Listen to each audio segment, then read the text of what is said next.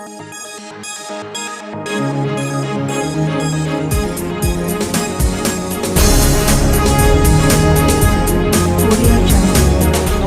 मैं पंकज राज। हमारे समक्ष आज उपस्थित हैं पिंकी यादव जी, जो वार्ड नंबर 32 के पार्षद हैं, वार्ड पार्षद। मैं उनसे कुछ वार्तालाप करूंगा, उनके बारे में जानूंगा, उनके क्षेत्र के में आप क्या क्या की हैं, उनके क्षेत्र में किस किस प्रकार की मदद पहुंचाई है, उनसे आज मैडम से जानूंगा। जनता की आवाज़ न्यूज़ 24 में मैडम का स्वागत है। नमस्कार मैडम, मेरा पहला आपसे सवाल ये है कि आप जिस ओहदे पे हैं, जिस पोस्ट पे हैं, आप अपने क्षेत्र और अपने लोगों के लिए मैडम क्या क्या किए, उसके बारे में थोड़ा बताइएगा। मेरा जो है पटना नगर निगम में वार्ड पार्षद हूँ, वार्ड नंबर 32, और ये मेरा तीसरा टर्म है चुनाव में, पार्षद के चुनाव में। 2007 से मैं पार्षद हूँ और 2007 से लेकर 2016 तक मैं वार्ड नंबर 31 का प्रतिनिधित्व कर चुकी हूँ, और इस बार 2017 से मेरा टर्म है 32 वार्ड नंबर 32 में मैं प्रतिनिधित्व कर रही हूँ। और इस 3 टर्म के जो मेरी प्रक्रिया रही है जनता के प्रति और मेरी जवाबदेही जो है, आप वार्ड नंबर 31 में भी जाकर घूमिएगा तो आप देखिएगा। और आज वार्ड नंबर 32 में जब मैं हूँ तो वहाँ पर जो चीज़ नहीं है, क्योंकि मेरा जो इलाका है वार्ड नंबर 32 बहुत ही पिछड़ा हुआ इलाका है। ये कह सकते हैं कि आप विकासशील है, विकसित नहीं है, विकासशील वार्ड है, उसमें विकास चाहिए। और आज नृत्य नया है, वहाँ पे रोज़ मोहल्ले बसते हैं, रोज़ रोड, सड़क और नाले की आवश्यकता है वहाँ पर। तो जब मैंने वहाँ का प्रतिनिधित्व किया 17 में, और जब मैं अपने वार्ड को घूम रही थी चुनाव प्रचार से, मतलब प्रचार के वक्त, तभी मैंने देख लिया था कि वो कितना चैलेंजिंग है मेरे लिए, कि यहाँ पे आना मेरे लिए अपने सिर पर हथौड़ा पिटवाना है पब्लिक से। क्योंकि मेरा जो वार्ड है उसका 30% होगा बाईपास के उत्तर और 70% है बाईपास के दक्षिण, और 30% में तो थोड़ा बहुत विकास का कार्य हुआ था, क्योंकि यहाँ पे रोड था, नाला था। मगर जहाँ मैं 70% की बात करती हूँ वहाँ जीरो था, जीरो। और मुझे शुरुआत करनी थी जीरो से अपने वार्ड में, हर एक चीज़ के लिए। ऐसा नहीं था कि वहाँ कुछ था, मेरे को तो जीरो जो होता है वहाँ से मुझे शुरुआत करना था। लगभग 2-3 साल मेरा होने जा रहा है। आप अगर क्षेत्र में गए तो आप देखिएगा कि मतलब रोड का निर्माण और नाला का निर्माण हुआ है। पूरा तो नहीं हो पाया है, क्योंकि मेरी कोशिश जो है निरंतर जारी है। मगर हाँ, अगर 100% में जब कहा जाए तो 50% मैंने अपना काम किया है। और साथ ही साथ वहाँ पर 2 मुख्य बड़े नालों की आवश्यकता उस वक्त भी थी और अभी भी है, जिसमें से एक है जगनपुरा मेन रोड से लेकर बादशाही नाला। जो बादशाही नाला पूरे बरसात में पॉइंट रहता है, मेन पॉइंट वही है, क्योंकि वो भरा हुआ है, चाहे खाली है, वहाँ तक पानी नहीं पहुँच पाता है। तो एक जो बड़ा नाला मैंने एक बार नगर विकास से पास करवाया था, जगनपुरा मेन रोड से लेकर बादशाही नाला तक, उसको जब मैंने पास कराया नगर विकास से वो, और एक योजना और पास कराया था चांगड़, ये है पूर्वी रामकृष्णा नगर, उसमें। दोनों योजनाओं में से एक योजना जो पास हुई, फिर उसको ये ले लिया, PWD ले लिया है, और वो मेन सड़क बन गई है जगनपुरा की। मगर उसके बाद बहुत सी टेक्निकल प्रक्रियाओं में ये योजना मेरा फंस गया, और जो दूसरी योजना थी वो कभी कारगर सिद्ध नहीं हुई, न निगम के स्तर पर और न ही आगे सरकारी। अभी आज भी माननीय न्यायालय का आदेश है कि आप बाईपास के तरफ के इलाकों का आप विकास नहीं कर रहे हैं, नगर निगम को बताया नहीं, नोटिस आया हुआ है। तो हम लोग भी लगे हुए हैं बाईपास के तरफ, और पब्लिक भी अपना कोशिश कर रही है। मैं पार्षद होकर उनका प्रतिनिधित्व करके कोशिश कर रही हूँ कि वहाँ पर जो हम नगर निगम को टैक्स दे रहे हैं, जो सरकार ले रही है, सरकार की जवाबदेही बनती है क्षेत्र के प्रति कि वहाँ का विकास करें। वहाँ पीने का पानी नहीं है।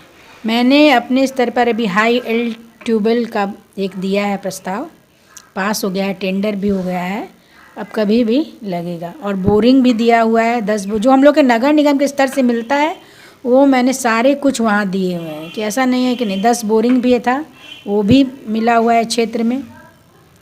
और एक साफ़ सफाई जो होता है, क्योंकि रोड ही नहीं है जहाँ, और जहाँ रोड है वहाँ साफ़ सफाई भी हो रहा है। अभी कोरोना जो हम लोग जो इतनी बड़ी महामारी से जूझ रहे थे, उस तरह भी सैनिटाइज़र या फॉगिंग सब चीज़ होता है दोनों तरफ। ये जो मेरा काम है उससे मैं पीछे नहीं हटती हूँ। पेंशन और जो भी सामाजिक सुरक्षा जो मिलता है सरकार से, अधिकतर सब लोगों को है। अभी राशन कार्ड का दौर चल रहा था कोरोना के वक्त, तो राशन कार्ड के लिए भी सारे जिनको ज़रूरत है सब ने भरा है। सरकारी स्तर पे भी पूरे लोगों को आया नहीं है, मगर जिनका भी आया है वो लाभ ले रहे हैं, और बाकी की प्रक्रिया भी चल भी रही है, ले रहे हैं। कोरोना काल में भी मैंने अपने स्तर पर, और मेरे जैसे और भी बहुत से लोग हैं वार्ड में जिन्होंने सहयोग किया है। सरकार से हम लोगों को कोई सहयोग नहीं प्राप्त था, कुछ भी नहीं। मैडम जो सरकार से मैडम जो फंड आया था, मतलब कोई आपको उससे लाभ नहीं मिला है? फंड आया ही नहीं है कोई हम लोग को, पार्षद को तो कोई फंड नहीं आया कोरोना में। मतलब ऐसा तो मतलब ये मैंने बहुत ऐसे पार्षद से पूछा है कि नहीं ये मतलब सरकार हमको फंड दी है, बट अब बोलिए फंड नहीं मिला है। मैडम पार्षद अगर इस तरह का बात बोल रहा है कि हमको सरकार से फंड आया है, वो बहुत ही गलत बात बोल रहा है। आपको कहाँ से जानकारी है मुझे नहीं पता, मगर मुझे अपनी जानकारी है कि कोरोना काल में सरकार के द्वारा पार्षद को कोई फंड नहीं दिया गया है। और जिन्होंने भी काम किया है या तो वो निजी स्तर पर कर रहे हैं या सामाजिक स्तर पर करते हैं। सामाजिक मतलब जो समाज के गणमान्य व्यक्ति हैं, जो जिनके पास उपलब्ध है सामान, जैसे राशन हो गया, या कोई अपने से मदद स्वेच्छा से जो कर रहे हैं, या कोई एनजीओ वर्क कर रही है, उन लोगों के सहयोग से ही कोरोना काल में लोगों को अनाज मुहैया कराया। हम लोग तो एसडीओ के पास, डीएम के पास भी मैं कोरोना काल में गई हूँ कहने के लिए। उनसे तो मुलाकात नहीं हुई, मैंने अपना आवेदन भी दिया कि आपने 2017 और 16 में क्या बोलते काउंटर पे से फॉर्म भरवाया था राशन कार्ड का, वो अभी तक लागू नहीं हुआ था।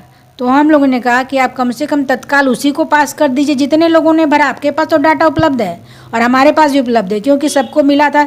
ये क्या बोलते हैं, उन लोगों को मिलता है आवेदन देने के बाद स्लिप मिलता है जो, वो सारे मैंने इकट्ठा किए, सबके नाम लिया और ले जाकर उनको दी हूँ उनके ऑफिस में, क्योंकि वो तो मुलाकात नहीं, कोरोना है हम लोग किसी से मुलाकात नहीं करेंगे। मैंने कहा जाइए आप मत करिए। उन्होंने कहा कि मैंने कम्युनिटी किचन खुलवाया हुआ है।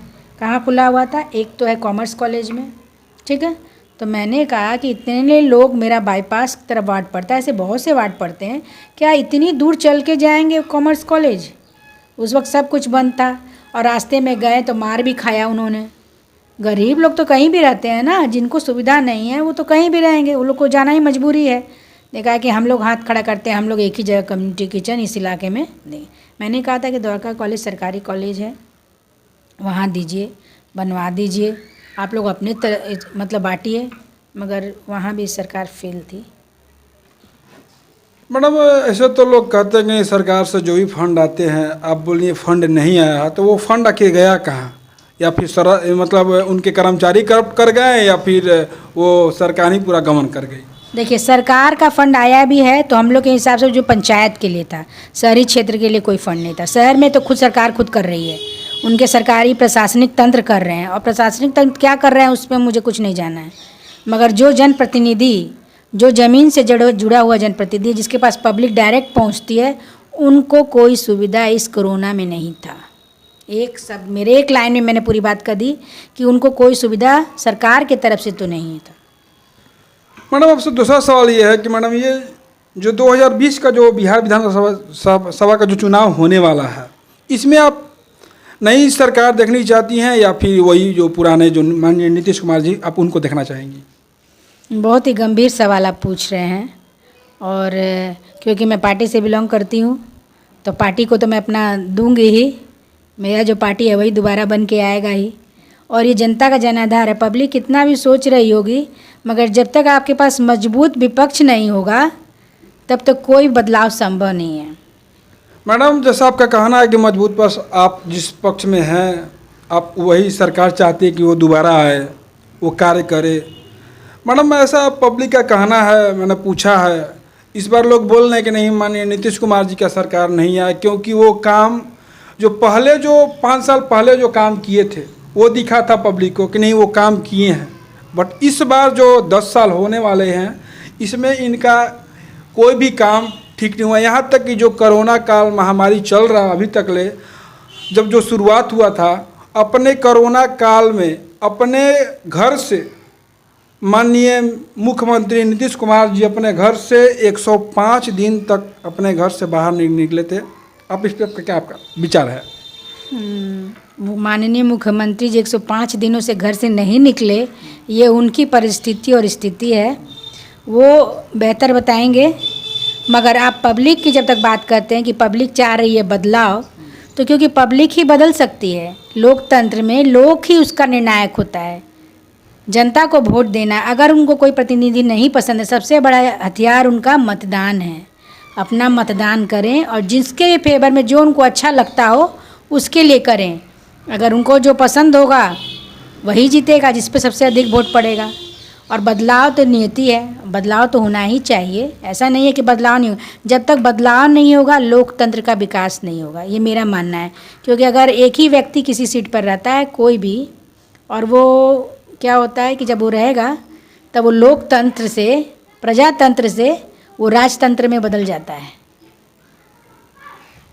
आपने सुना मैडम जो बोली कि जो माननीय नीतीश कुमार जी है वो काम किए हैं, किस प्रकार के किए हैं वो तो वही जानेंगे और जनता जनार्दन ही जानेंगी।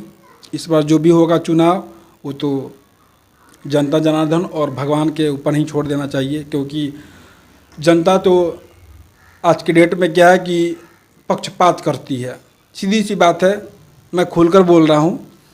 और जहाँ तक बात है ये जो कास्ट के प्रति है, अगर कोई कुर्मी है, कोई यादव है, तो कोई ये दूसरा कास्ट है, तब उन्हीं के पक्ष में वोट जाता है। ऐसा पब्लिक का मेंटालिटी है, सोच है। और जहाँ तक बात है सरकार की, तो सरकार किसी की बने, भलाई की बात आती है पब्लिक की, तो भलाई अब जहाँ तक हो वो तो भगवान ही जानेंगे। मैडम तीसरा सवाल आपसे सर मैडम ये है कि बेरोजगारी का मुख्य कारण क्या है, ये थोड़ा बताइएगा। बेरोजगारी जो सबसे बड़ा अभी मुद्दा बना हुआ है हमारे भारत के लिए, बिहार के लिए। क्योंकि अभी जो जब से कोरोना स्टार्ट हुआ है, मगर स्थिति एकदम उल्टी हो गई है। पहले बिहार आधा खाली रहा करता था कि यहाँ के जितने लोग थे सारे भारत के विभिन्न राज्यों में जाकर अपना जीवन यापन किया करते थे। क्योंकि यहाँ पर न तो कोई फैक्ट्री है, ना ही ऐसा रोज़गार का कोई साधन है जिससे वो लोग कहीं पलायन न करें, यहीं रहें। कि भारत के विभिन्न शहरों में मैं जहाँ भी कहीं गई हूँ या थोड़े बहुत जगह में मैंने घूमा है, तो मैंने देखा है कि बिहारी लोग वहाँ पर क्या करते हैं। ठीक है, शिक्षा का हमारे यहाँ अभाव है। जो शिक्षित हैं वो या तो बहुत बड़े पोस्ट पर हैं, और जिनके पास शिक्षा नहीं है वो उनका स्तर जो है बहुत ही निम्न स्तर का है। या तो कहीं रोज़गार कर रहे हैं बाहर में जाकर, ऐसा कोई फैक्ट्री में काम करते हैं, या पंजाब के खेतों में काम कर रहे हैं, या कोई मतलब इस तरह का ही रोज़गार करते हैं। और कोरोना में क्या हुआ कि सब कुछ बंद हो गया। लोगों का पलायन जो था हमारे बिहार के लिए बहुत ही दुखदायक था। लोगों का लौट के आना पैदल, ये देखकर तो हृदय एकदम वो हो जाता है, दुखी हो जाता है कि कैसे वो लोग आ गए इतनी दूर। सरकार भी उसके लिए क्या कर रही थी, नीतीश सरकार, इस पे तो उनका प्रश्न चिन्ह उठता है और सदा ही उठा रहेगा। क्योंकि वो लोग क्या उन्होंने किया, मगर लोग तो भुक्तभोगी हैं, लोग ही जानते हैं उस दर्द को। और अभी हमारा जो बिहार है बेरोजगारी का सबसे बड़ा केंद्र है। युवा पढ़ लिख कर अब बाहर जा नहीं सकते हैं, क्योंकि अब छटनी का भी समय आ गया है। अगर कोई कहीं काम कर रहे होंगे ऑफिस में या कहीं पर भी, तो वहाँ पर भी यही प्रक्रिया चल रही है कि कितना कम से कम लोगों को रखा जाए। तो ये भी एक कारण हो गया। और यहाँ कृषि का भी वही हाल है, क्योंकि आधे बिहार में अभी बरसात के वक्त तो बाढ़ ही है, हाँ, और इससे भी कृषि पर भी बहुत प्रभाव पड़ा है। और युवा जो है दर दर भटक रहे हैं, किसी के पास काम नहीं है। इसी बेरोजगारी का एक और भी पार्ट है, जो अभी इतना क्राइम बढ़ा हुआ है, इसी बेरोजगारी का एक नतीजा है। अगर यहाँ पर हमारे यहाँ अच्छी व्यवस्था कर दी जाए, 2-4 मिल का स्थापना होता, फैक्ट्री होती जो हमारे राज्य से रिलेटेड होता, मान लीजिए कृषि से ही रिलेटेड है तो ऐसा कुछ मिल रहता, या फूड प्रोसेसिंग का कोई मिल रहता, जैसे महाराष्ट्र में है, वहाँ पे फूड प्रोसेसिंग का बहुत बड़ा मतलब रोजगार है, वहाँ पे बहुत से लोग काम करते हैं। उसी तरह हमारे यहाँ जो चीज़ फेमस है, मान लीजिए केला है, लीची है, आम है, इस तरह का कुछ यहाँ पे रहता है यूनिट, तो बहुत से लोग आपसे जुड़ जाते और पढ़े लिखे लोग भी जुड़ते, क्योंकि उनको काम का एक्सपीरियंस बाहर था, वो अपने यहाँ काम करते, थोड़ा रोज़गार बढ़ता। अभी माननीय मुख्यमंत्री जी का ये था कि हम मनरेगा के थ्रू रोज़गार रोज़गार दे रहे हैं, तो आप क्या रोज़गार देंगे उनको? आप तो फिर वही करवा रहे हैं ना, उनका स्तर तो आप बढ़ा नहीं रहे हैं रोज़गार देके, आप तो उनको और लेबर जो था लेबर ही क्लास में और ले जा रहे हैं। तो सारे लोग क्या मनरेगा में चले जाएंगे? सारे क्या रोड बनाएंगे? नहीं ना। तो उस तरह के लोगों का एक्सपीरियंस को लेना चाहिए और अपने प्रशासनिक तंत्र पर थोड़ा उनको जोर देना चाहिए, क्योंकि वो प्रशासन उन पर भी मुझे लगता है कि हाँ, अफसरशाही जो है माननीय मुख्यमंत्री जी के ऊपर भी हावी है। मैडम आपसे लास्ट सवाल मैडम ये है कि माननीय नीतीश कुमार जी ने एक स्टेटमेंट दिया है, आप सुनी होंगी, कि जो अति पिछड़े जो ST SC के जो लोग हैं, अगर उनके घर में किसी की मर्डर हो जाती है, हत्या हो जाती है, तो उनको सरकारी नौकरी दी जाएगी। मैडम आपसे ये पूछना मेरा कहना है कि मरने के बाद ही क्यों सरकारी नौकरी मिलेगी, उनको जीते जी नौकरी क्यों नहीं दी जा रही है? ऐसे भी आप जानिए कि बिहार में जो क्राइम रेट है वो बढ़ा हुआ है, घटा हुआ है, घटने का तो कोई सवाल ही नहीं पैदा लेता है। ये ऐसा उनको स्टेटमेंट देने की क्या ज़रूरत थी? माननीय मुख्यमंत्री जी बहुत समझदार व्यक्ति हैं और वो क्या सोच कर ये अपना स्टेटमेंट दिए हैं, उस पर मेरा कोई भी कमेंट नहीं होगा कि वो क्यों बोले कि आपके घर में किसी का मर्डर हो जाता है तो मैं नौकरी दे दूंगा। हो सकता है ये अपना जो पिछड़ी जाति है, अनुसूचित जनजाति है, उसके वोट बैंक को कैप्चर करने के लिए होगा, ताकि मेरे इस तरह के मैं नौकरी दे दूंगा। अरे कितना अच्छा रहता आपने जैसे कहा कि जीते जी क्यों नहीं नौकरी देते हैं, क्या वो नौकरी नहीं रहेगा? मगर इसमें भी बहुत बड़ा खेल है, उसको समझना बहुत मुश्किल है कि मरने के बाद आप दीजिएगा। हाँ, तो ऐसे ही तो कोई किसी का मर्डर क्यों कर देगा भाई? किसी की मृत्यु क्यों हो जाएगी? क्यों? आखिर उसका कोई कारण रहेगा। उसका मतलब आप शिक्षा पर ध्यान दीजिए। आप शिक्षा, जो बिहार में शिक्षा और स्वास्थ्य सबसे नगण्य स्थिति में है, शिक्षा का स्तर भी उतना ही गिरा हुआ है और स्वास्थ्य में भी बिहार उतना ही पिछड़ा हुआ है। अगर आप शिक्षा पर जोर देंगे, हमारे शिक्षकों को पर देखेंगे कि कैसे शिक्षक पढ़ा रहे हैं, तो सब समाज का जो विभिन्न स्तर है वो बढ़ने वाला है, बढ़ेगा। मगर नीतीश जी के इस तरह के बयान से वो कुछ करना नहीं चाहते हैं, ये मालूम चल गया कि वो कुछ समाज का विकास उनको नहीं करना है, इस बार भी उनको अपना सीट बचाना है। आपने सुना मैडम जो भी कहीं अभी आप कि माननीय नीतीश कुमार जी अपना कल वोट बैंक बढ़ाने के लिए ऐसे 2-3 कार्य कर चुके हैं जो समाज को दिखाएंगे, जैसे रोड, पुल, बिजली और यहाँ तक कि पटना में मेट्रो का शिलान्यास किए हैं। मैडम आपसे ये पूछना चाहते हैं कि जो गरीब स्तर के लोग हैं, जिनको अगर आज खाते हैं तो कल के लिए सोचते हैं कि हम कल क्या खाएंगे, उनके लिए मैडम ये पुल, रोड और बिजली और ये मेट्रो, ये किस काम की है? पुल और बिजली और मेट्रो और जो भी हमारे शहरी क्षेत्र में विकास हो रहा है या पूरे बिहार में विकास हो रहा है और विकास का शिलान्यास अभी हो रहा है, तो उसमें लोगों को रोज़गार यही मिलेगा और क्या। जो ये लेबर का जो काम करेंगे वही उनका रोज़गार होगा, उनके लिए विकास नहीं होगा। वही 2 वक्त की रोटी कमाने का जो आप बात बोल रहे हैं, उसी में आधे लोग लगेंगे, लेबर मजदूर का काम करेंगे, रोज़ कमाएंगे, रोज़ खाएंगे, और उनका विकास इसके माध्यम से कुछ भी नहीं है। विकास का अगर उनको कोई कार्य करना था, इस सब के साथ साथ उनको रोज़गार पर भी ध्यान देना चाहिए कि ऐसा क्या प्लांट लगाऊं बिहार पे जो हमारी बिहार की जनता जिसे लाभदायक हो और उनका जो जीवन स्तर है वो बढ़े। जैसे माननीय मुख्यमंत्री जी ने महिला सशक्तिकरण का कितनी बातें करते हैं, महिलाओं के सशक्तिकरण पर, और जो पंचायती राज में उन्हें 50% दिया, वो भी एक महिला सशक्तिकरण का उदाहरण तो था ही, मगर वो फ़ायदेमंद अभी भी नहीं है। 50% देना ये पंचायत में होगा, देखने के लिए फ़ायदेमंद है, मगर वो रियलिटी में फ़ायदेमंद नहीं है। नीतीश जी एक और स्टेटमेंट दिए थे कि गरीबी मिटाओ। आपको मैडम क्या लग रहा है, गरीबी मिटा रहे हैं कि गरीबों को मिटा रहे हैं? इस पर आपका मैडम क्या विचार है? नीतीश जी का जो भी स्टेटमेंट रहा हो कि गरीबी मिटाओ, अच्छा शब्द है, सुनने में बहुत ही अच्छा लगता है, क्योंकि किसी भी चुनावी पार्टी के लिए और चुनाव जीतने के लिए ये हमारे जब से हम लोगों को आज़ादी मिली तब से कि ये बहुत बड़ा शब्द है और यही एक हथियार है जिससे हर पार्टी चुनाव जीत कर आती है। कहीं पर अपने राज्य में जीते, केंद्र में जीते, कहीं जीते, वो इसी को लेकर चलती है कि गरीब ही को मिटाना है। मगर शायद आज तक गरीबी मिटी नहीं है, गरीब जरूर मिट रहे होंगे। जनता के बारे में बात करने के लिए बहुत धन्यवाद। धन्यवाद आपका भी इस तरह के सवाल पूछने के लिए और मेरी